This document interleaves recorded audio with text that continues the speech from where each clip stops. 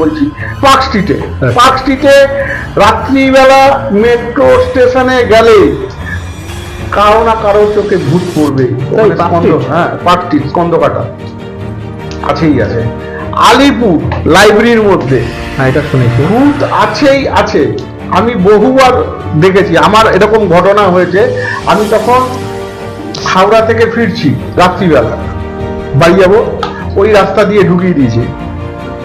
ঢোকানোর পর ট্যাক্সিওয়ালা হঠাৎ দাঁড়িয়ে গেল, বলছে দাদা একজন লোক। আমি বললাম ভাই তুমি চলো, ওই লোকটা না মানুষ নয়। বলছে কি বলছে? আমি বললাম হ্যাঁ রে ভাই।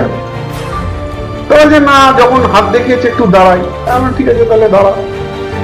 এবার দাঁড়ালো, লোকটা সামনে অবধি ঠিক ছিল, আমি যেই খুলে উনাকে ডাকতে গেলাম উনি হাওয়া হয়ে গেল। বাবা, ঠিক আছে, তো আমি ভেবেছিলাম ওকে ধরে বন্দি করে দেবো, কিন্তু দেখলাম না, বন্দি করে লাভ নাই। এ যেমন আছে থাক, এই প্রকৃতির ইয়েতে চলুক। ঠিক আছে।